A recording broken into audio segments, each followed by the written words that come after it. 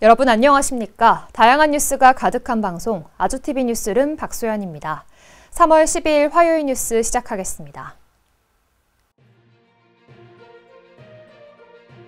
총선을 앞둔 각 정당이 일과 가정 양립 등을 위한 근로시간 감축 필요성에 공감하고 있습니다.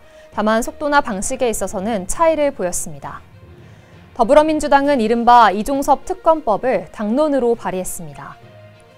국민의힘은 더불어민주당이 발의한 이종섭 전 국방부 장관에 대한 특검 법안에 대해 특검법 남발이라며 총선에 악용하고 있다고 비판했습니다.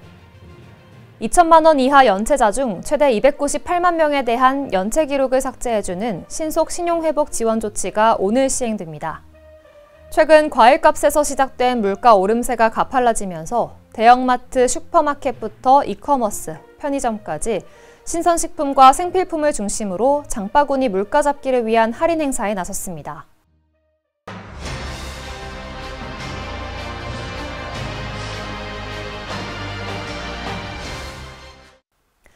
총선을 앞둔 각 정당이 일과 가정 양립 등을 위한 근로시간 감축 필요성에 공감하고 있습니다. 다만 속도나 방식에 있어서는 차이를 보였습니다. 한국노총은 22대 총선 정당별 노동, 사회정책, 비교 평가 토론회를 열고 5인 미만 사업장 근로기준법 전면 적용, 65세 정년연장 법제화, 주 4일제 도입 등 한국노총의 핵심 정책 요구사항에 대한 각 당의 입장을 점검했습니다. 주 4일제 도입 요구와 관련해 권혁태 국민의힘 수석전문위원은 건강권 보호, 일 생활 양립 등 측면에서 근로시간의 감축이 바람직하나 당장 법정 근로시간을 단축하는 입법은 노사 모두에게 현실적이지 않다고 말했습니다. 정길채 더불어민주당 수석전문위원은 주 4일 또는 주 4, 5일제를 도입한 기업 지원 등을 통해 노동시간을 2030년까지 경제협력개발기구 평균 이하로 줄이겠다는 것을 총선 공약에 반영했다고 밝혔습니다. 녹색정의당은 주 4일제, 새진보연합은 주 3일 휴식법 추진 약속으로 한국노총의 요구에 화답했고 새로운 미래는 주 4일제 대신 주 4, 5일제를 제안했습니다.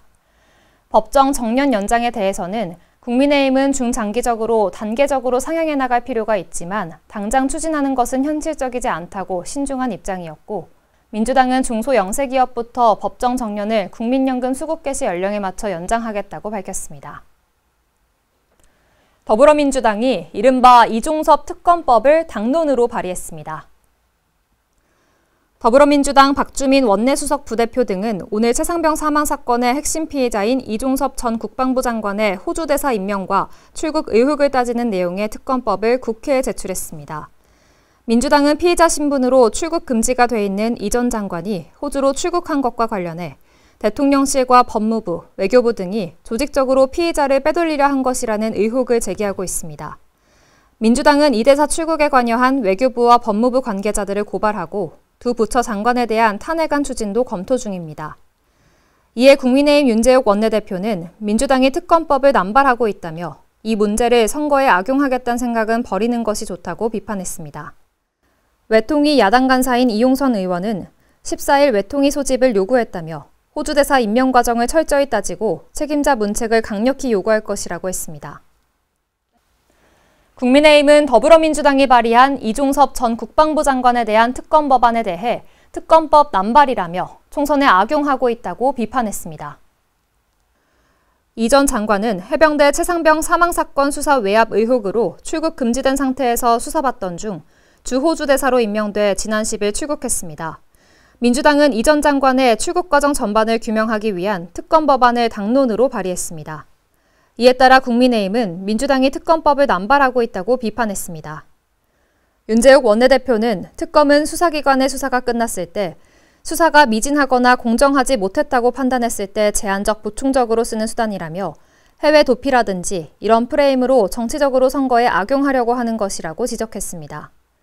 민주당이 이 사안과 관련해 외교와 법무장관의 탄핵까지 검토할 수 있다고 한 데 대해서는 탄핵 사유가 될지 검토를 잘 해야 할 것이라며 너무 상시로 일만 있으면 특검과 탄핵을 말하니 국민이 새롭게 느끼지도 않을 것 같다고 말했습니다. 윤 대표는 공수처를 겨냥해서도 조사도 하지 않은 채 출국 금지를 시켜놓고 계속 출국 금지만 연장하는 조치는 이해되지 않는다고 비판했습니다. 2천만 원 이하 연체자 가운데 최대 298만 명에 대한 연체 기록을 삭제해주는 신속 신용회복 지원 조치가 오늘 시행됩니다. 신속 신용회복 지원 조치에 따라 대상자 여부를 확인할 수 있는 시스템 이용도 오늘부터 가능해집니다. 금융위원회는 서울중구은행회관에서 서민 소상공인에 대한 신속 신용회복 지원 시행 행사를 열고 조치 대상자 규모와 지원 효과 등을 발표했습니다.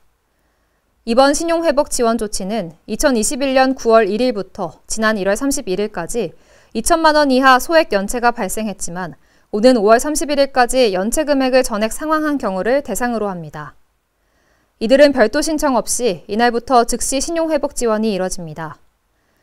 서민, 소상공인 등은 개별 개인신용평가회사와 개인사업자 신용평가회사 홈페이지에서 신용회복 지원 대상 여부를 직접 확인할 수 있습니다. 나이스 평가 정보는 전액 상환을 마친 개인 264만 명의 신용평점이 평균 37점 상승할 것으로 추산했습니다. 이에 따라 약 15만 명이 신용카드를 발급받을 수 있게 되며 약 26만 명이 은행권 신규 대출 평균 평점을 상회하게 된다고 밝혔습니다. 최근 과일값에서 시작된 물가 오름세가 심상치가 않은데요. 대형마트, 슈퍼마켓, 그리고 이커머스와 편의점까지 신선식품과 생필품을 중심으로 장바구니 물가 잡기를 위한 할인 행사에 나섰습니다. GS 리테일이 운영하는 슈퍼마켓 GS 더 프레시는 매달 일주일 동안 초저가 PB 브랜드인 리얼프라이스 상품을 파격가에 선보이는 리얼프라이스 위크를 진행합니다. 또 농축수산 상품군에 대해 매달 파격 행사를 이어가기로 하고 여러 지자체와 논의 중이며 완도군과도 업무 협약을 맺었습니다. 롯데마트는 전국 매장에서 갈비대전 행사를 열어 매일 갈비 시세를 확인하고 가장 저렴한 시점에 150톤을 사전 매입해 판매가를 낮췄습니다. 쿠팡은 오는 17일까지 와우 회원을 대상으로 로켓프레시를 통해 시즌 과일 찬스 행사를 합니다. 쿠팡 관계자는 이번에 선보인 가격은 이달 첫째 주 대비 약 30%까지 할인된 수준이라고 전했습니다. 유엔 식량농업기구가 북한을 외부 식량 지원 필요 국가로 18년 연속 지정했다고 미국의 소리방송이 보도했습니다. FAO는 최근 발행한 작황 전망과 식량 상황 보고서에서 북한 등 45개국의 식량 지원이 필요하다고 평가했습니다. FAO는 북한의 식량 소비 수준이 낮고 주민들이 다양한 식품군을 골고루 섭취하지 못하고 있다고 지적했습니다. 그러면서 북한의 경제 성장이 약세를 보이는 와중에 올해 상반기에도 식량 안보 상황이 취약할 것으로 예측했습니다. 북한은 FAO가 해당 조사를 시작한 2007년 이래 줄곧 외부 식량 지원 필요국으로 지정됐습니다.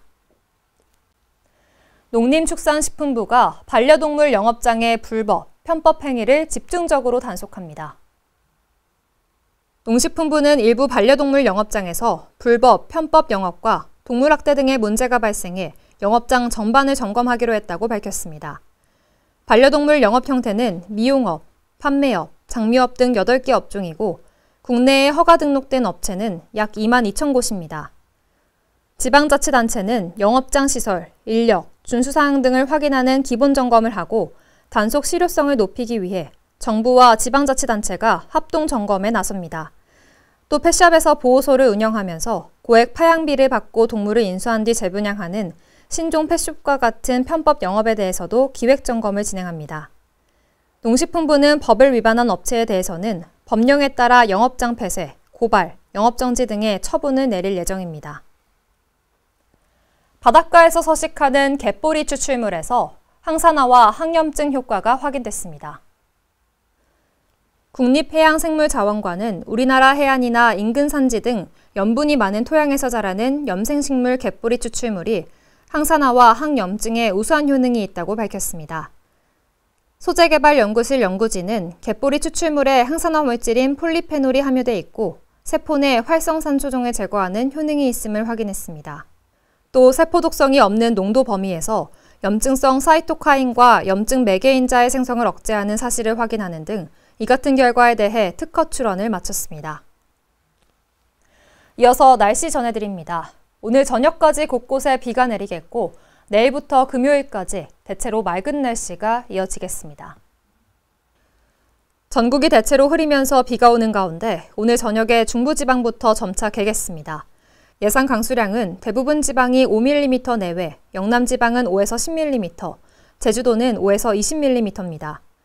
남부지방에는 비가 오는 동안 천둥, 번개가 치고 우박이 떨어지는 곳이 있겠고 전남 해안과 제주도에는 바람이 점차 강하게 불겠습니다.